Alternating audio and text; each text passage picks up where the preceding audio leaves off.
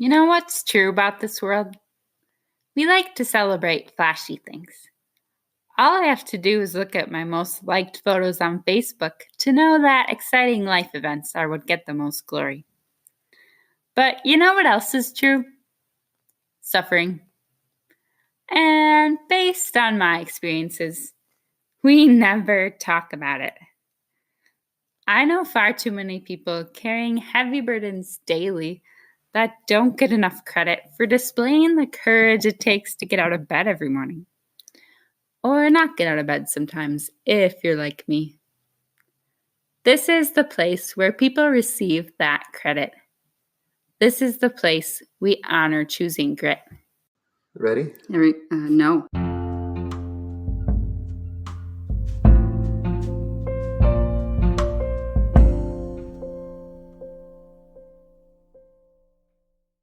Hey everybody, welcome to I Choose Grit, a space to share our heavy burdens and together find courage to take the next step forward.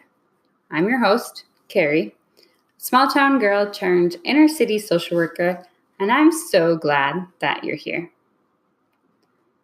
The general format of this podcast will be me bringing on some of my favorite people to hear about how life has challenged them and how they found hope in the midst of those challenges. However, as hard as I've tried to find a way around it, for the sake of providing context and future understanding, today it's just me and you, talking about some aspects of my own story and a little bit of what exactly inspired this podcast to come to life.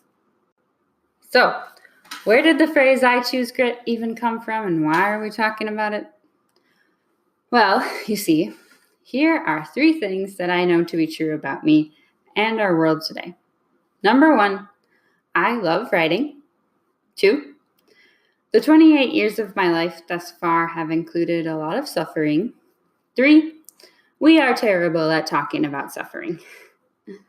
A little less than a year ago, after finishing my master's degree and coming to terms with the reality that I was done with school forever, I decided to start a blog to create space to talk about suffering and deal with these 3 things.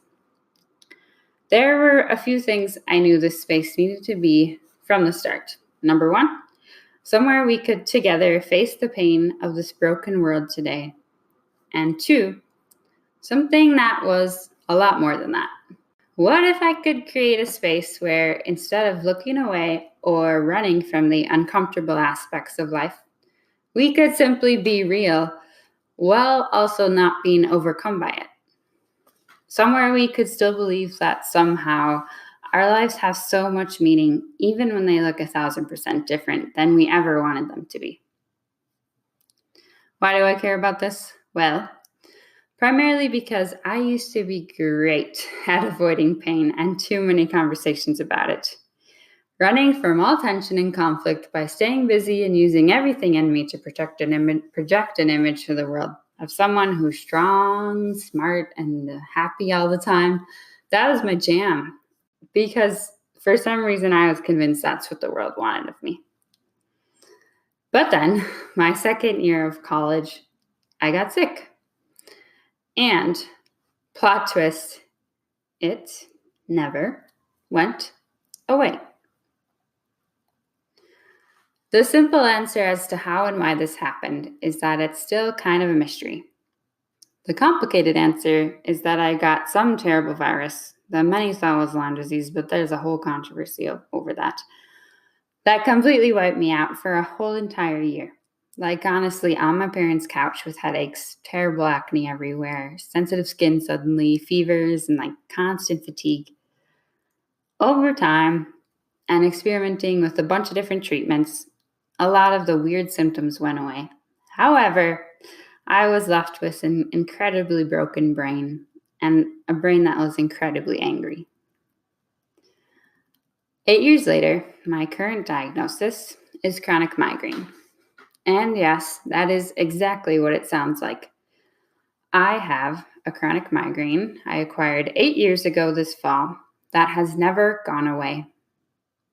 Which I hate saying out loud, by the way, for many reasons we'll get to if you keep listening.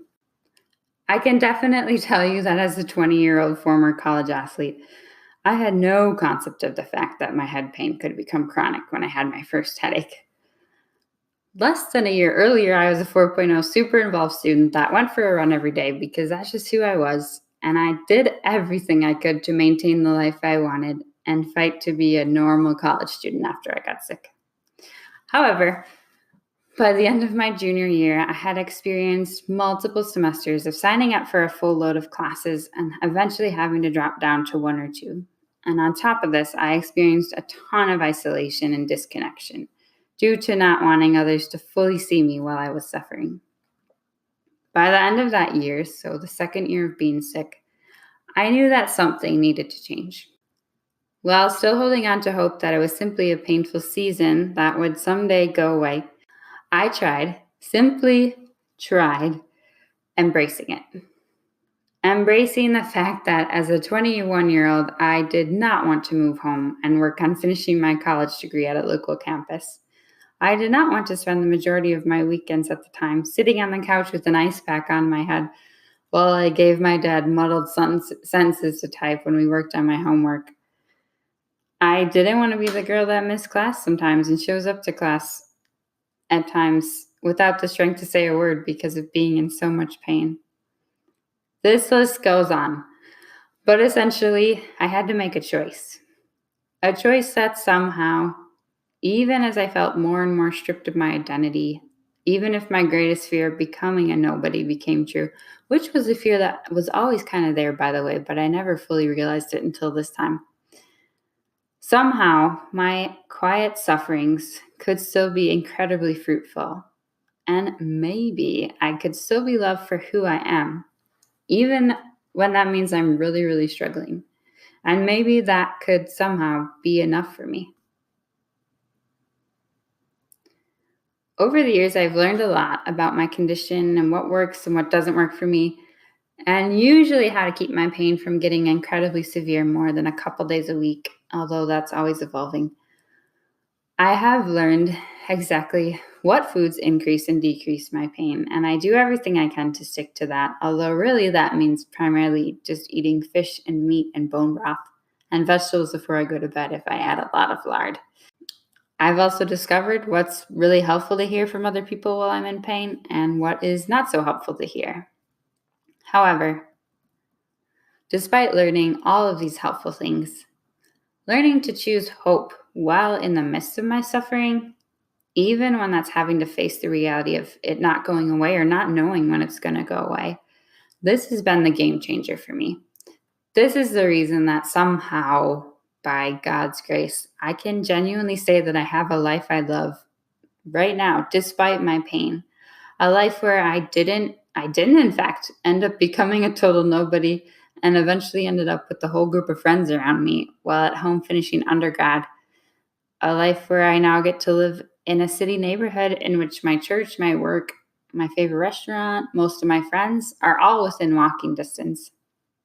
A life in which literally the heart of my job as a social worker and a therapist at a food pantry is getting to sit with people in some of their most vulnerable moments and experience in my own heart the healing and the inspiration that can come with sitting with people in these moments.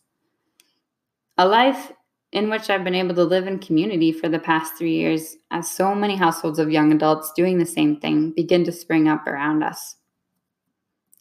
A life of witnessing my family care for me in ways I may have never otherwise recognized. This is all pretty crazy, isn't it? Because seriously, people, in the midst of intense suffering, the fact that it could in any way become redemptive or have some form of a blessing in it can seem near impossible at times. There are moments every week when my pain gets to a certain level when I'm seriously dysfunctional. I'll end up spending frequent time looking for keys that are in my own pocket. I'll forget where I put my phone. And those that know me know that this has been a thing for my entire life. But when my pain is at a certain point, you can only imagine. Not to mention, I feel incredibly not fun when I'm really suffering. And sometimes being with my roommates means me simply laying on the couch with my head upside down while they try to distract me by telling me about their day, or letting them enter my dark room to bring me sparkling water on my second day of little productivity when it's a really bad streak, or when it's really intense, allowing them to drive me to the hospital and just sit with me in the ER while I lie in the fetal position, and they tell me stories to again try to distract me from the pain. Basically, like, even on the low-grade pain days, I just often feel like a mess, and like the pain is making me a compromised version of myself. And when I brought this up recently while doing some practice recordings with some of my closest girlfriends, current and former, and pseudo roommates, these are some of their responses to that, and it was incredibly humbling to me.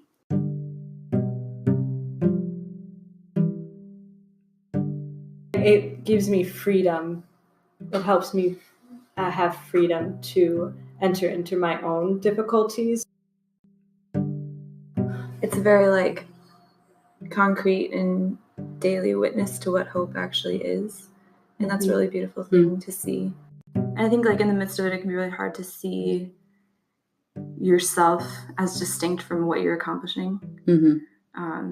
But from the outside, from someone looking at you, I see who you are, and that's more actually, not less.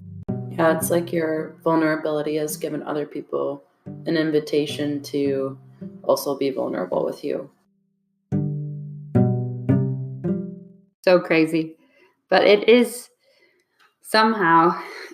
possible that our pain can be a blessing if we believe it can be. But that is a choice. And I can't say that. I'm not going to say that my life is at all a life that is free of frequent tears of frustration. I'm not sure I'll ever be okay with the pain. And I can't say that I'm grateful for the pain itself. However, I can say that I'm incredibly grateful for the fruit of it. That's allowed me to experience more authentic relationship, more joy, and somehow a stronger desire to live than I ever experienced before I was sick. But as you can see, again, getting to that place, it takes grit. It takes a lot of grit. And as encaptured so precisely according to Webster's definition of grit, grit means courage. It means resolve, and it means strength of character. So as someone that knows the grace that comes from being with another person, simply being with you in your suffering, I truly believe that grit is a quality that we can't fully exemplify completely on our own. So that's why this space exists, and that's why this podcast is a thing. I hope you'll stick around, and I hope you'll be so blessed by it.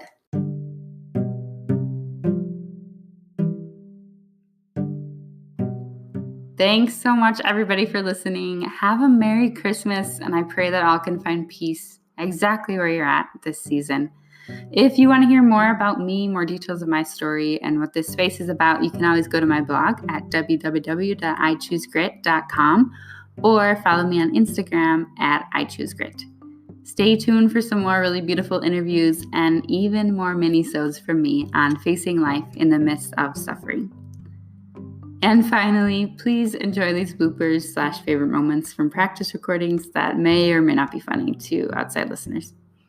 Thank you. Any final words, Matthew? Matthew Van Heck? You and your 30-mile hikes or whatever. What was the one you did? 15. You can do it. Mary was watching this and was so stressed out about whether Frodo was okay or not that she paused it. Weren't you watching the next one last week and you came down to get toast? You're like, it's a battle scene.